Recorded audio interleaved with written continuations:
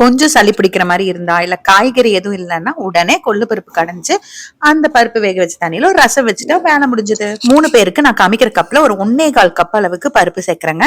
நீங்க ஊற வச்சு சேர்த்தீங்கன்னா சீக்கிரம் வெந்துடும். நான் ஊற வைக்கல, கழுவிட்டு கிட்டத்தட்ட 5 டம்ளர் தண்ணி ஊத்திக்கிறேன். ஏன்னா எனக்கு இந்த பருப்புல இருந்து தண்ணி வடிக்கணும்ன்றதுனால, பருப்பு நல்லா சாஃப்டா வேகணும்ன்றதுனால ஒரு ஸ்பூன் விளக்கெண்ணையும் சேர்த்துக்கிறேன். இப்போ நான் ரசத்துக்கு யூஸ்வலா நான் தக்காளி வேக வச்சுதான் செய்வேன். இப்ப தக்காளி தனியா வேக வைக்கிறதுக்கு பதிலா இதுலயே 2 தக்காளி கட் பண்ணி உள்ள சேர்த்துட்டு ஒரு 2ல இருந்து 3 நிமிஷம் நல்லா கொதிச்சதுக்கு அப்புறமா அந்த தக்காளியை மட்டும் வெளியில எடுத்துக்கலாம். கூட 1-2 பருப்பு வரும், அது பரவாயில்ல, அது வெந்தும் இருக்காது. ஒரு அரை கரண்டி சுடுதண்ணியும் எடுத்துட்டு அந்த தக்காளியில ஊத்திக்கிறேன். இப்போ சின்ன துண்டு புளி அந்த சுடுதண்ணிலேயே போட்டா ஊறிடும் நல்லா.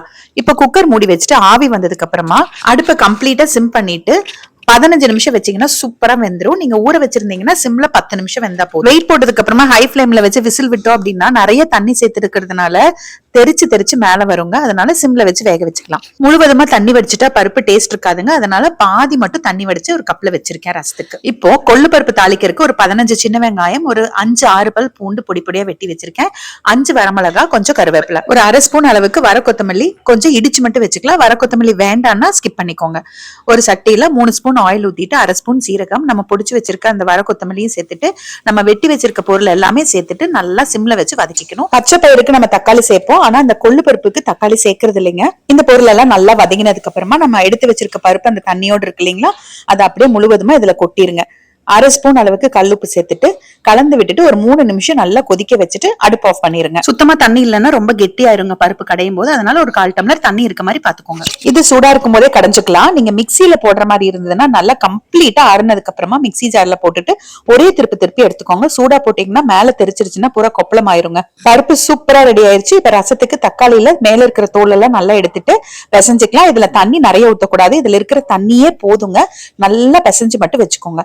ஒரு சட்டியில ஒரு 2 ஸ்பூன் அளவுக்கு எண்ணெய் ஊத்திட்டு கடுகு தாளிச்சிட்டு கொஞ்சம் பெருங்காயத்தூள், ஒரே ஒரு வரமிளகா, கொஞ்சம் கருவேப்பிலை தாளிச்சுக்கோங்க.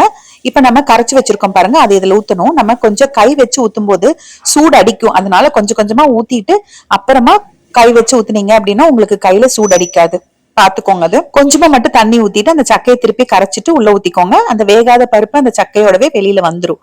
ஒரு சிட்டிகை மஞ்சத்தூள், அரை ஸ்பூன் அளவுக்கு கல்லுப்பு, 4 பல் பூண்டு இடிச்சு சேர்த்துட்டு 1 ஸ்பூன் அளவுக்கு ரசப்பொடி சேர்த்துட்டு கலந்து விட்டுக்கலாம். நம்ம இந்த பருப்பு வேக வச்சு தண்ணியும் ஊத்துவோன்றதுனாலதான் நான் தண்ணி அளவா ஊத்திக்க சொன்னேன், ஜாஸ்தியா ஊத்த வேண்டாம்னு.